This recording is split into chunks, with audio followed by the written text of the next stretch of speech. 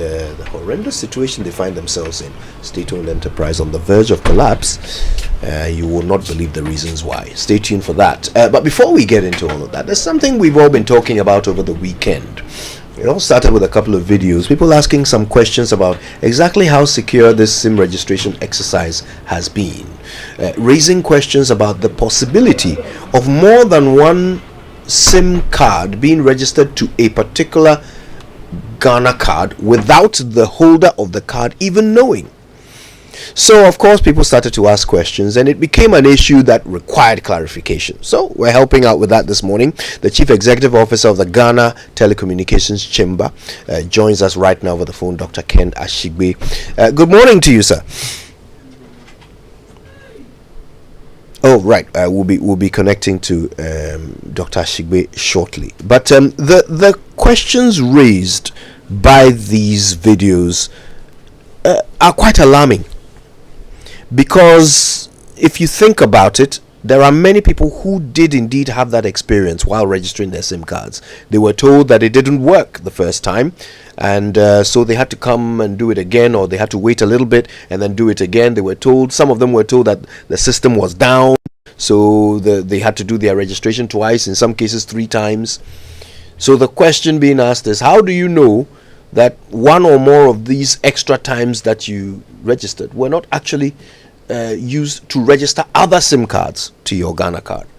SIM cards which can now be used for, all manner of things. Especially at the time that was a massive rush. You remember when we had to go and queue. Then Kojo, if yours was not successful, they asked you to set aside. They continue with somebody else's own. And of course, I had their experience. There were a couple of us in that building. So if it's not going through, they say, okay, let's move to the next person and see what happens. Then they come back to you, say, oh, have you tried it again? So can we proceed with your own?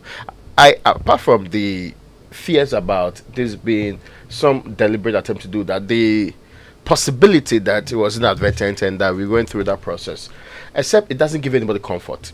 All of this, there are always very key policy reasons for doing things. Key reason here: attach whatever is Mamavi's own to Mamavi, so that when we put out Mamavi's number, we can get every single information from Mamavi on the Ghana card and everything that's related to it. So if there are other numbers registered to Mamavi has no idea of. If they are used to commit crime and tomorrow the police pick up Mamavi, they might have a legitimate reason to do so. But would it be right for them to do so? Would it be fair to Mamavi, who right from the beginning had no idea that there is any other? See, I didn't take it that serious until I saw Dr. Poku put up a post on Facebook that they are working on a system that will make it possible for Mamavi to check whether your card is connected to more than one number and the numbers that they are connected to. That really made me feel, okay, well, this could be true, or there could be some iota of fact in what they are saying. Moving beyond that, if we don't fix this, you know what it means, right? That the entire exercise is not as foolproof as we thought it should be. That there could be people who are still using my Ghana card for transactions unknown to me. No way. And beyond that, because see, we seal the loopholes, right? The idea also, and I've heard even ECG says, okay, if we know your Ghana card details, if we also know your your number, even if you have debt, we can actually let the debt follow you wherever you want to go to.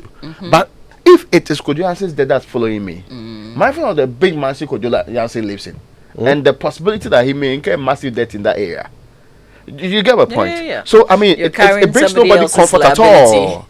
Yeah, can you believe that? And you'll be walking around thinking that, oh, I'm clean on this level.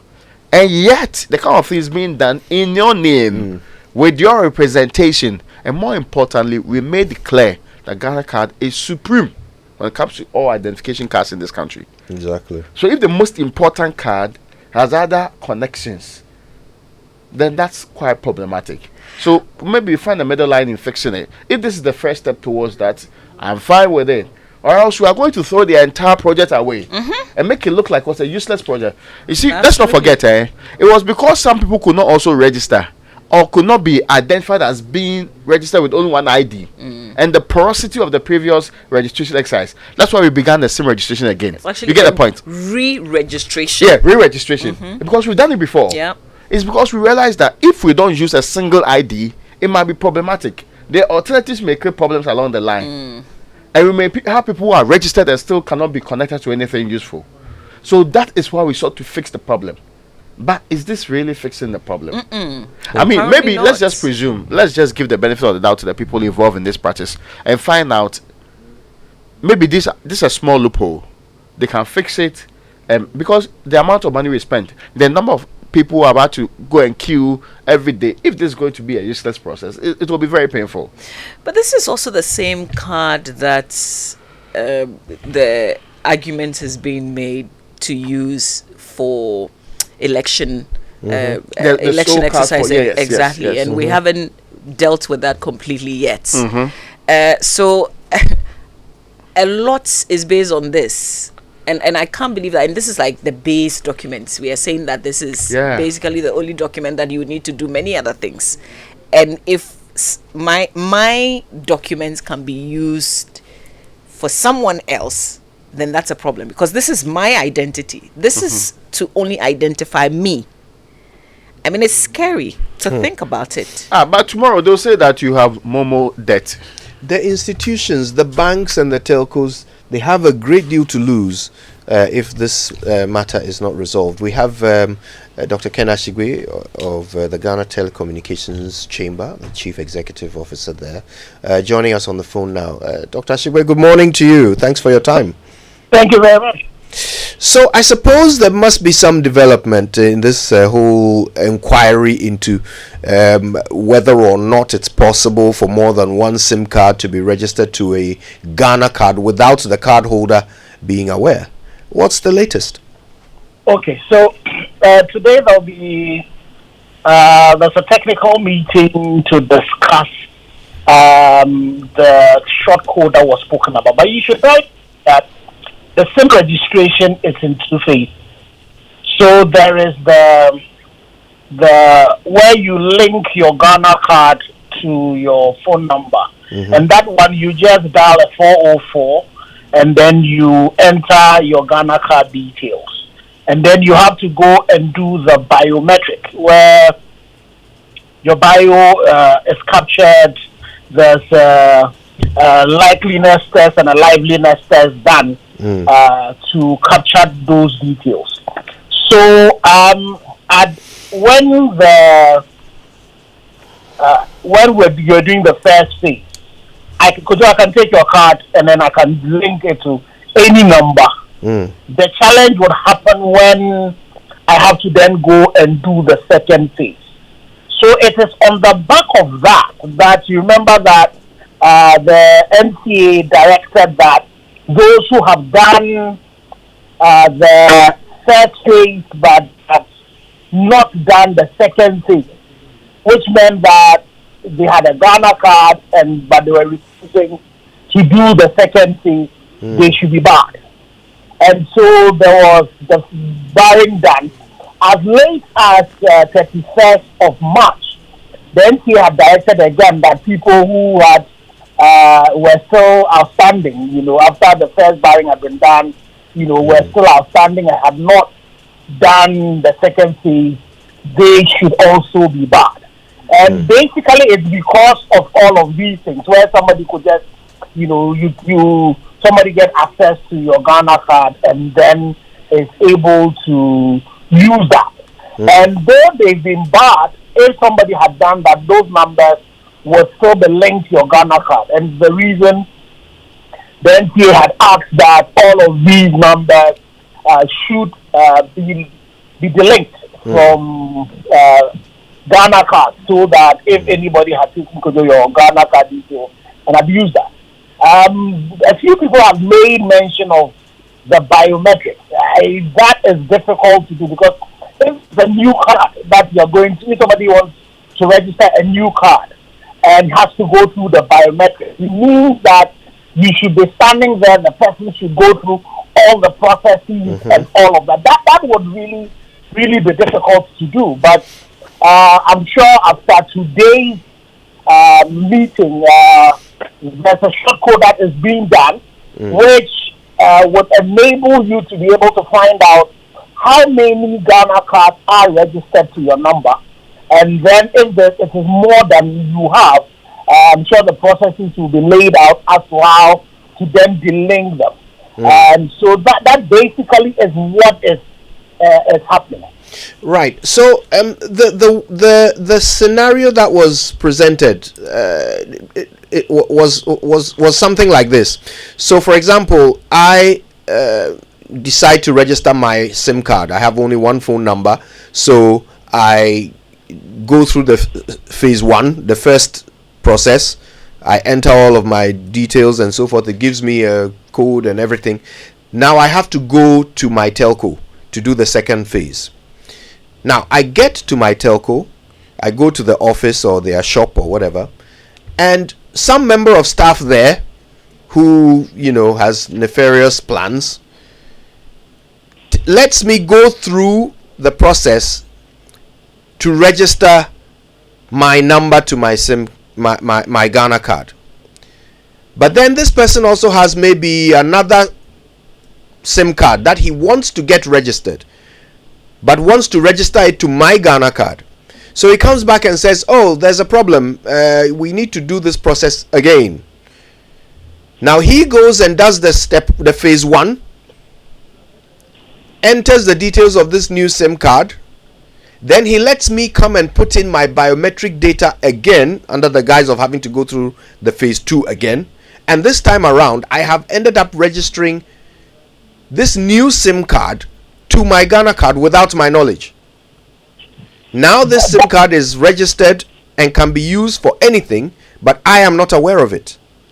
So you see, that's why I say that when you have to register a new SIM card altogether, it is not.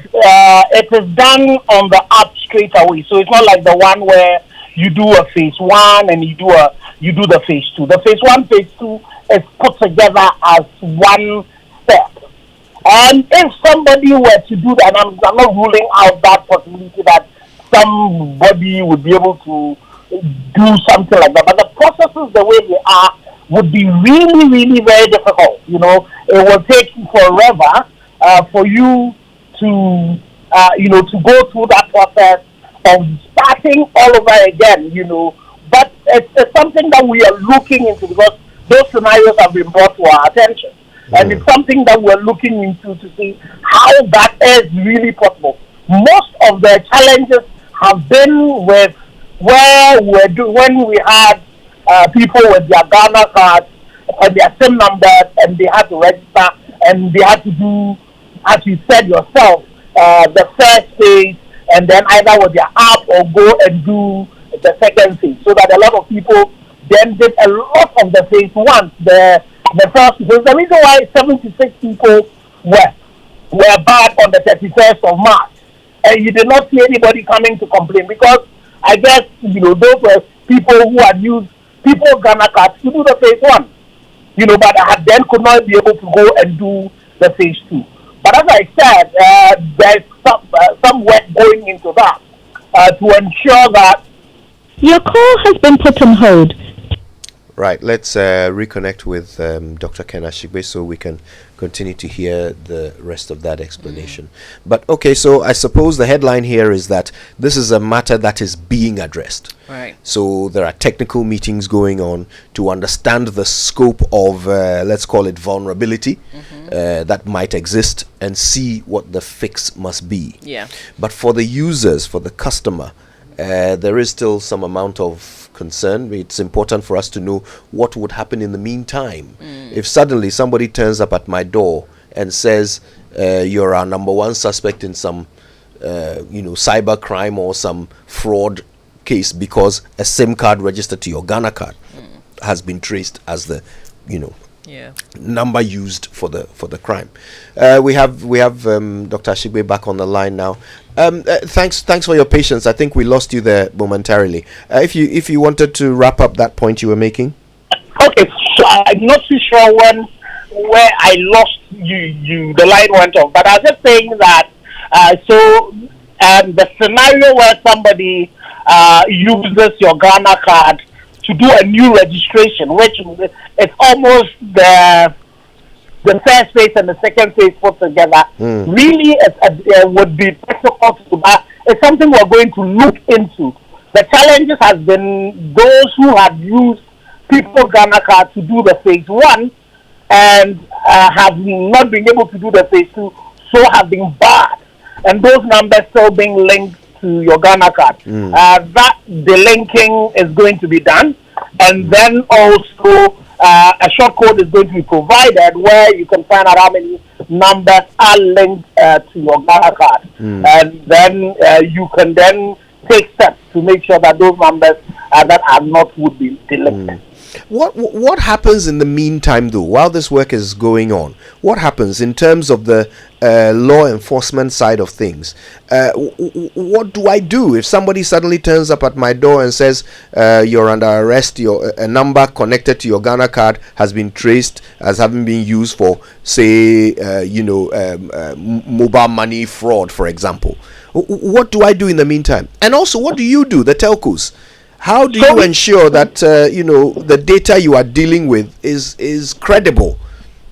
Well, the thing about it is that what do you do as a customer? Definitely, beyond just the number that has been linked to a Ghana card, there are other data that can be used to verify whether it's you and all of that. So that detail would have to be done. It's something that we need to deal with in the first place. But if that should arise, that those would have to be done. And for us as well, as I say, working together with the regulator, processes are going ahead to find ways in which we can clean, the SIM registry so that if it says it's you, it is really you. And it's something that really we need to ensure that it's completely done. What other ways can you verify these, someone's identity in the interim? If someone has registered a SIM card to my Ghana card, it's got my name, it's got everything, it's got my biometrics. How are you going to, be able to tell that I'm not the one who committed the crime? So you see, that the call records, that digital footprint, that you leave every time that you use your phone. And there are various cell sites that you'll be hitting that would be able to tell your location and all of that. So there's a lot of data behind, the calls we do, what we do, the movements we do, whichever who we are calling, whatever cell sites we are hitting, even where we did the registration and all of that. So and a bit more detailed research and investigation into it would be able to really nail down to who is involved in these transactions, because the person would have used it to do a lot of things. So there's a lot more that the cyber security experts, the forensic experts would be able to do. But as I say, the simple thing we want to do is to ensure that, when you say this card belongs to this person, actually belongs to that person. And so that cleanup would have to be done, and those fixes would have to be done. What about you, the telcos and the banks? If some SIM card that has been, fraudulently registered to a Ghana card is used as, to create a bank account or mobile money transactions or anything like that, how do telcos protect themselves from these things happening in the interim? I think we lost him again. Oh, we did. Oh dear. Okay, let's see if we can reconnect as quickly as possible, get an answer to that question before we wrap things up. But again, what we are learning is that this is a problem that is getting attention, that they are seeking to understand the size of it and how to fix it. In the interim, perhaps there isn't as much concern in terms of how safe you are, because there are other ways of checking your identity. Mr. Ashigbe, Dr. Ashigbe is back on the line. We lost you again, but I was asking how telcos and banks and other institutions that use these phone numbers as data, how are you going to protect yourselves from some fraudulently registered phone number being used for, say, mobile money, loans and overdrafts and so forth? Oh dear. Okay. I think we have difficulty with that phone line. Okay. Here's my take out though. You know, he talks about a short code that will come up soon so that we can all check what other numbers are registered linked to our Ghana cards apart from what we have. I think that would really be good. I'm looking forward to that. Very important. Well, you know, except that I would have preferred the situation that once we're also giving our short codes to check whether we're fully registered, would have been giving a short code right from the get-go to know the numbers that are linked to our Ghana card. Because today, people register, you know, they do businesses online, you send them money and you don't get back to them again. If you are to chase these persons, for instance, who are you going to get to finally? Exactly. And so a lot of harm could be done around this time. And I find this whole thing about we're going to come up with a short code very soon, I think it's worrying.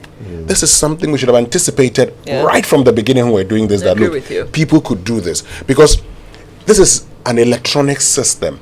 Once you find out that 2, 3, 4, 5 numbers are being linked to one, it should be of concern to you to find out what is happening and immediately, roll out a short code to do this. But I'm also interested in knowing who has failed us. You know, at what point in the chain, who is responsible?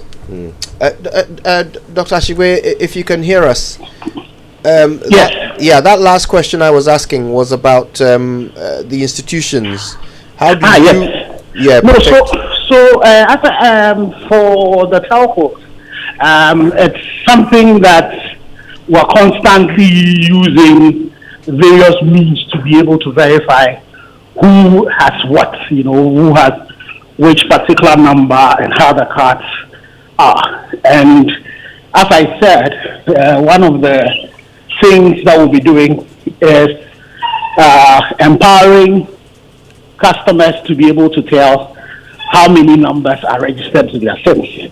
And so that after we've done all this cleanup that's being done, that the regulator has asked to be done, and the linking that has been done, then you are able to ensure that your database is clean. Right. So yes. So today, if somebody has registered another SIM to my Ghana card, and they decide to come for like a one of these loans, MTN Quick Loan or Vodafone, whatever, these overdraft services that the telcos have, what is to stop them from acquiring such a facility in my name? So if therefore, bear in mind that if somebody used your number to do the first phase of the registration, and because it's not the person could not go and do the biometric. Bear in mind that number, the likelihood that it would have been barred. And once it is barred, the person does not have access to all of those services again. If the complex one of somebody coming, going and saying, wait, the system is down and all of that, which, as I said, we are investigating to find how that is possible. For some particular services, if it's a quick loan that is on the number as well, then that would be difficult to because at the end of the day, the person is still using that card. Well, that leaves your customers vulnerable then, and so I'm wondering. First of all, even going back to the big picture, how did we miss such a potential loophole? The thing that I'm saying that we need to look at the situation where somebody is able to do a biometric capture of your with your Ghana card number. That's something that on the face of the assertions that people have made, we are looking into, because that's almost difficult to do. I will not say unlikely, but very difficult to do. The easiest one that people had done and people were doing was to use your Ghana card, because they have the access to that information, to do the first phase. to do when it was broken and you do the 404 to be able to do that.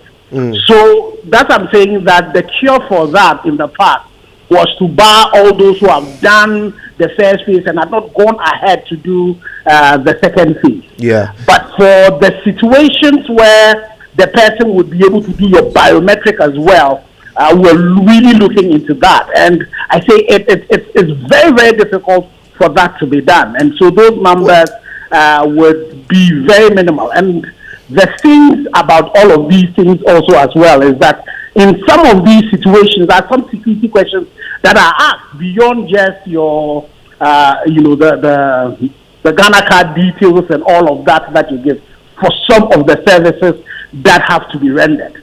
And so those are some of the ways in which you block access to the fraudsters being able to do this. But in all of these things, as you know, what you would say, when the hunter learns to shoot without missing, the bird learns to fly without perching. So on the constant basis, you have your ethical hackers also looking into ways in which these fraudsters are acting, and then you are blocking all of those loopholes. And it's something that will constantly be with us and we need to be dealing with. We need to be able to cure.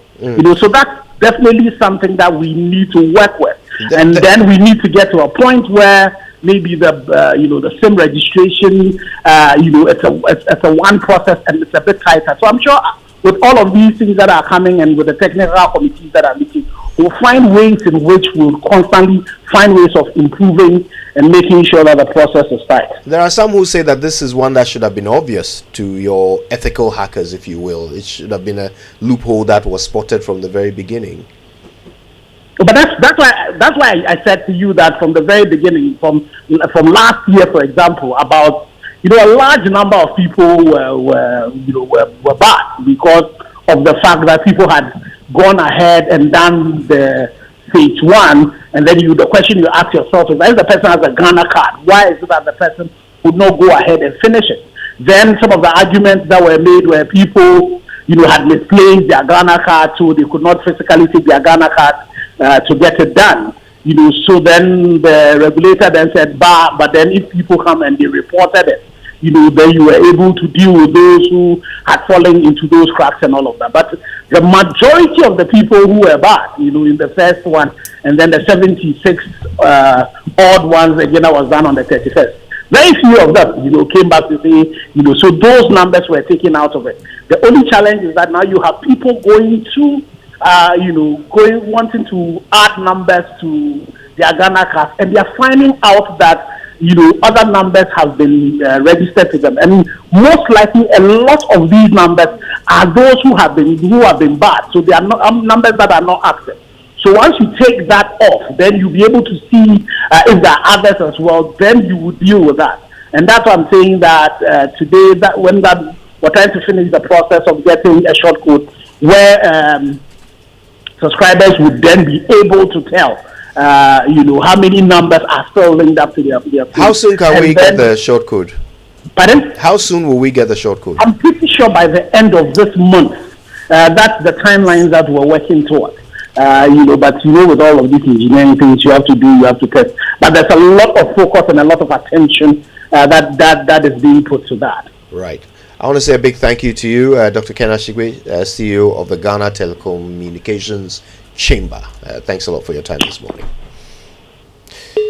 All right, when we come back, how did we turn an easy win into an almost sure loss? The PBC debacle is the focus of our Hotline documentary after these